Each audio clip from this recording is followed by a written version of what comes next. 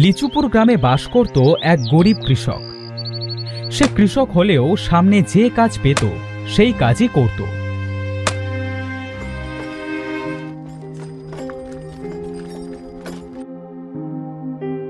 একদিন তার বউ বলল, ওগো, এভাবে আর কতদিন বাজার ঘাট করবে না শুনি? আজ বাড়িতে কোনো সবজি নেই, কি রান্না করব বলো তো? বউ, কোনো জায়গায় কোনো কাজ তো পাচ্ছি না। হাতে টাকা না থাকলে বাজারটা করি কি দিয়ে বলো তো? আমার নিত্যদিনের এই অভাব আর ভালো লাগছে না। কতদিন এই অভাবের যন্ত্রণা সহ্য করতে হবে তা কে জানে। দিবু মুখটা অন্ধকার করে বাইরে চলে এলো।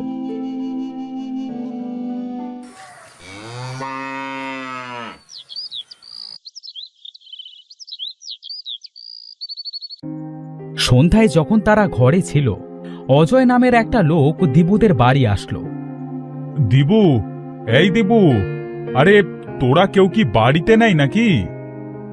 আরে ভাই, তুমি এসে গরিবের বাড়িতে হাতির পা, তা কি মনে করে আসলে আমাদের বাড়ি? তোমার কাছে একটা দরকারে এলাম ভাই। তুমি তো জানো আমি নতুন ঘর করেছি, সেই ঘরে মাটি দিতে হবে। হ্যাঁ হ্যাঁ ভাই, আমি তোমার ঘরে মাটি এনে দেব। তা বলো, কোথা থেকে মাটি আনতে হবে? আরে দাঁড়াও দাঁড়াও, এত ব্যস্ত কেন? মাঠে আমার যে উত্তরের জমিটা আছে সেই জমি থেকে মাটি কাটতে হবে, বুঝলে? আচ্ছা ভাই, আমি তোমার জমি থেকে মাটি কেটে দেব, তুমি নিশ্চিন্তে বাড়ি যাও। ভাই, তোমাকে মাটি কেটে বাড়ি আনতে হবে না, ওখানে গাড়ি থাকবে, মাটি কেটে গাড়িতে উঠিয়ে দিতে হবে। কাল সকাল থেকে কাজ শুরু করো। হ্যাঁ, আচ্ছা ভাই, ঠিক আছে।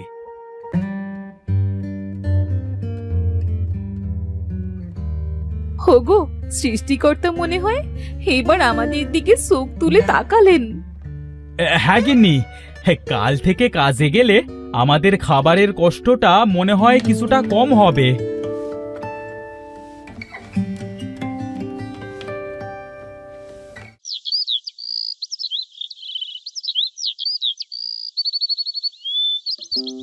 পরের দিন সকালে দিবু মাটি কাটবার কাজে মাঠে গেল।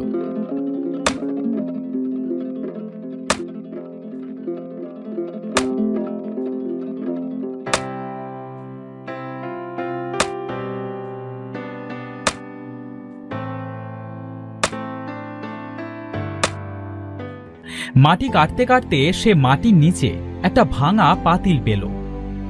আরে, এটা তো একটা মাটির হাঁড়ি, তবে এর মুখের কাছে ভাঙা। এই ভাঙা পাতিল নিয়ে আর কি করব? ভাগ্যটাই যখন ভাঙা, তাহলে ভাঙা পাতিল ছাড়া আর কি বা জুটবে? ভাই, এই ভাঙা পাতিলটায় কি দেখছো? এটা রেখে তাড়াতাড়ি কাজ করো।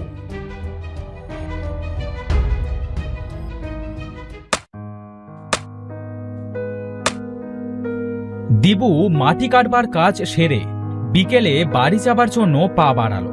হঠাৎ তার পাশে রাখা হাঁড়িটার কথা মনে পড়ল।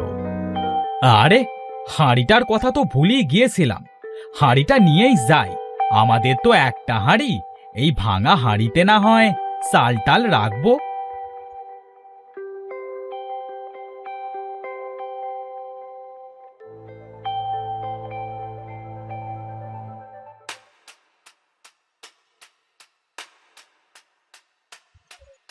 গিন্নি, ও গিন্নি, এই আমার জন্য একটু পানি নিয়ে এসো তো। এই নাও পানি।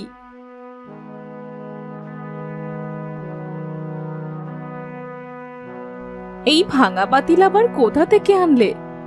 আর বলো না গিন্নি, মাটি কাটতে কাটতে পাতিলটা উঠে এসেছিল, তাই ফেলে না দিয়ে সাথে করে নিয়ে এলাম। ভালোই করেছো, চাল রাখার জন্য আমাদের ঘরে কিচ্ছুটি নেই, এটাই আমি চাল রাখবো। হ্যাঁ রাখো, সেটাই ভালো হবে। দিয়া পাতিলটা সুন্দর করে পরিষ্কার করে তাতে কিছু চাল রাখলো।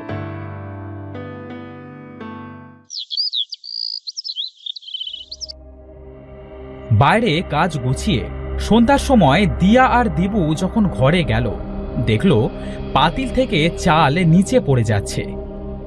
গিন্নি, তুমি আজ এত চাল কোথায় পেলে? হাঁড়িতে ধরছে না বলে নিচে রেখেছো? দিয়া খাটের নিচে তাকিয়ে দেখলো চাল পাতিল থেকে নিচে যেন উতলে পড়ছে। আরে, আমি তো এই পাতিলে এখনো চাল রাখিনি, তাহলে এত চাল আসলো কোথা থেকে? গিন্নি, বলি কি, এই চালগুলা না কিছুতে রেখে দাও।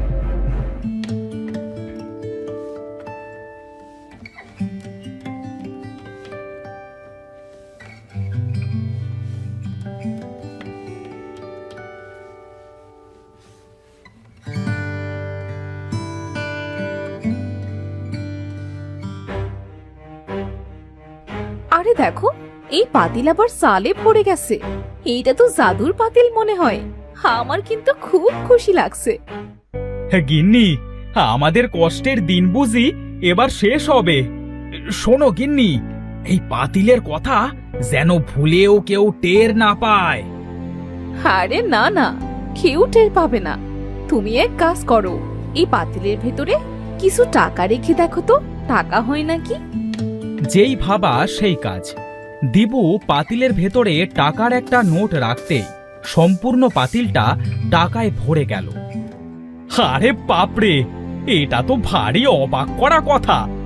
এখানে তো যে জিনিস রাখা হচ্ছে তার দ্বিগুণ হয়ে যাচ্ছে। আমরা তো রাতারাতি বড়লোক হয়ে যাব। হোগো, এই টাকা দিয়ে কাল অনেক বাজার করে আনবে। কতদিন হয় আমরা ভালো মন্দ কোনো খাবার খাই না।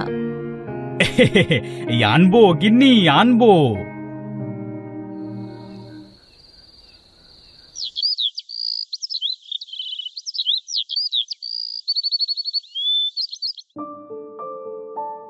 পরের দিন দিবুদের বাড়ি অনেক ভালো ভালো খাবারের আয়োজন করা হলো। দিয়া খেতে খেতে বলল, আহ, কতদিন পরে মনে হচ্ছে যেন অমৃত খাচ্ছি। খাবার আগেই যেন পেটটা ভরে গেছে। খাও গিন্নি, খাও। এখন থেকে যত খুশি তত খাবে।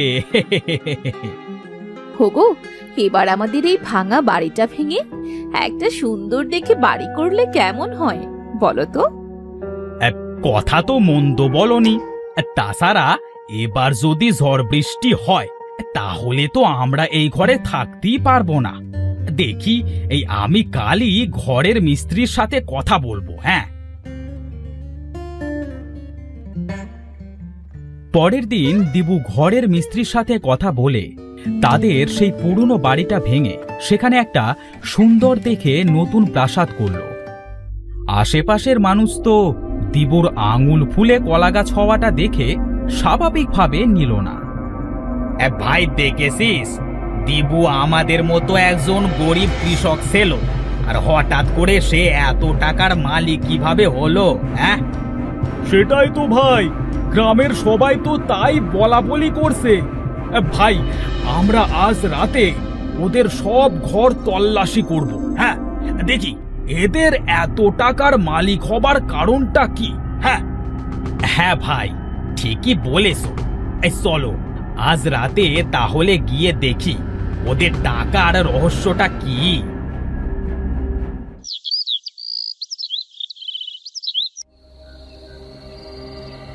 সেদিন রাতে দিবু ও তার বউ ঘুমিয়ে যাবার পরে তারা দুজন দিবুদের ঘরে ঢোকে। ভাই, সাবধানে, ওরা যদি টের পেয়ে যায় তাহলে কিন্তু কেলেঙ্কারি হয়ে যাবে। হ্যাঁ ভাই, গ্রামে আমরা মুখ দেখাতে পারবো না। এবার কিন্তু আমার খুব ভয় করছে। চল ভাই, বাড়ি ফিরে যাই। আরে না, দাঁড়া দেখি কি করা যায়। এই চল, ওই ঘরটায় দেখি।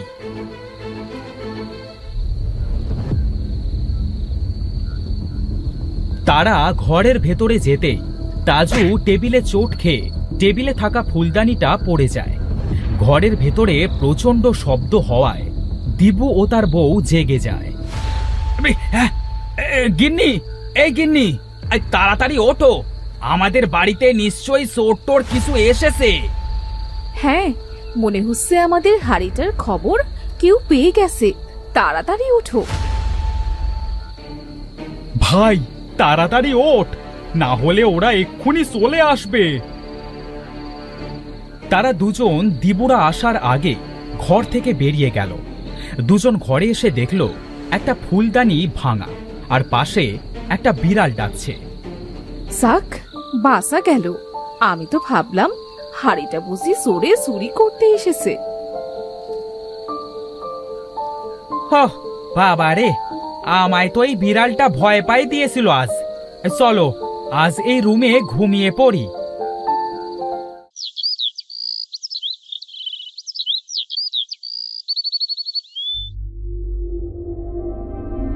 গিন্নি, আমার অনেক টাকা চাই। এই টাকায় আমার আর হবে না। আমি প্রতিদিন হাড়ির ভেতরে একটা করে টাকা নোট দেব, আর 1 হাড়ি করে টাকা নেব। সেই টাকা দিয়ে আমি কোটিপতি হব। ওগো, বলিয়ে তো লোভ করতে যেও না। বেশি লোভ করলে শেষে কিন্তু সব হারাতে হবে। আরে গিন্নি, তুমি এটাকে লোভ বলছো কেন?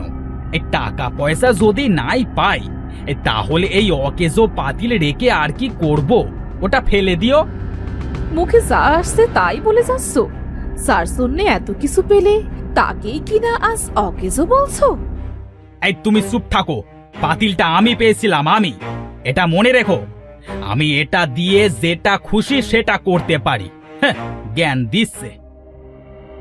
তাদের ঝগড়ার মাঝে একটা বুড়ি তাদের বাড়ি এসে বলল, মা, বাড়িতে কেউ আসো, আমাকে একটু সাহায্য করো মা।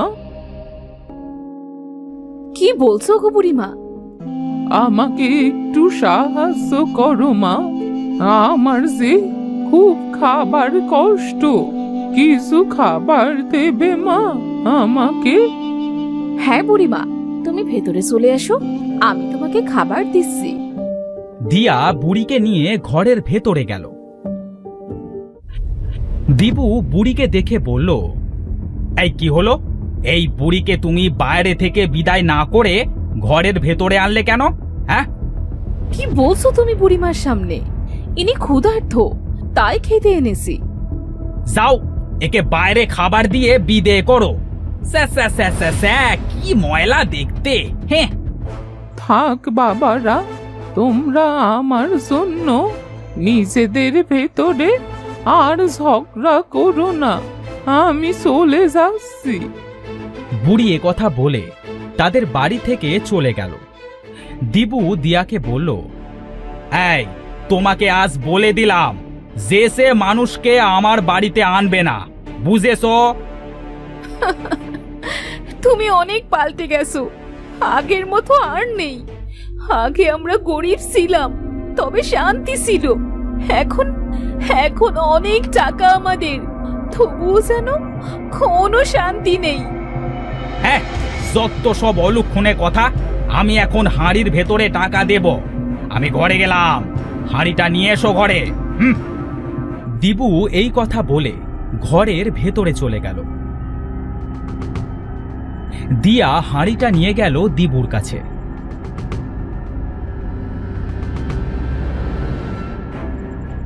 এ কি, আমি হাঁড়ির ভেতরে টাকা দিলাম, তবে হাঁড়িটা আজ কেন টাকা দিল না?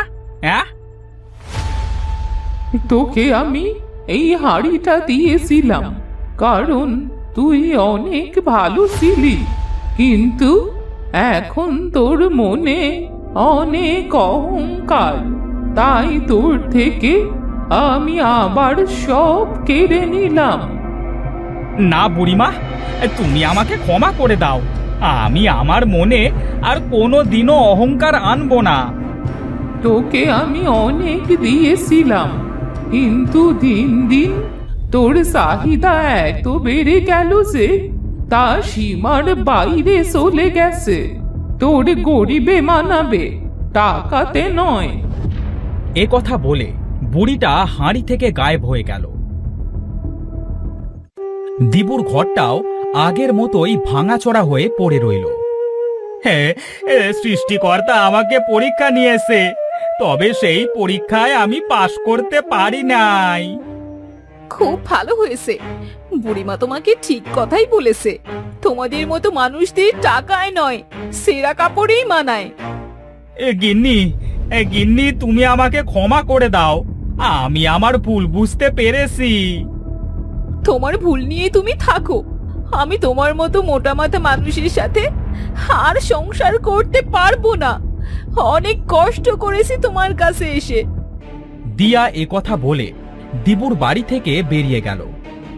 দুচোখ সেদিকে যায়, আজ সেদিকেই চলে যাব, আর ফিরবো না এর কাছে। আমি সব হারিয়ে ফেললাম, আমার আর কিচ্ছু থাকলো না। আমার লোভে পাপ হলো, আর পাপে ধ্বংস হলো।